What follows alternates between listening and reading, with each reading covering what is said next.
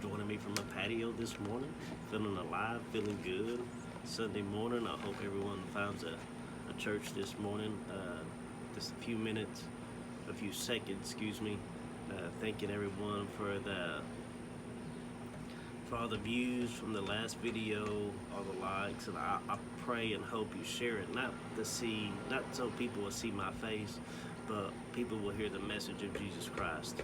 That's my true desire of these videos. So please share if it speaks to you and if that's what God wants you to do. Last week I talked about how God has never failed you.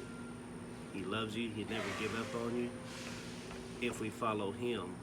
It's very important that we get a hold of this, that God has so many things out there for us, but we have to put our trust in Him. Mark 12 verse 30 is talking about loving your neighbor as yourself, loving the Lord your God. So let me read these scriptures right quick.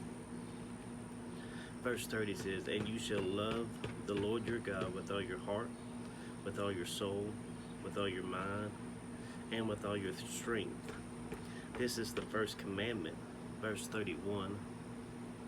"And the second like it is this, you shall love your neighbor as yourself. There is no other commandment greater than these." Loving your neighbor as yourself. That's my word for encouragement today. To think about what God has given you, how God has loved you 100%. To show His love, He did this. John 15:13, one of my favorite verses. "Greater love has no one than this, that to lay down one's life for his friends." Verse 14, "You are my friends if you do whatever I command you." There's an if in there. It says you got to love you. You have to love the Lord your God with all your heart, soul, mind, and strength. Love God, love people. I learned that in camp. It's a little like this: love God, love people. Love God, love people.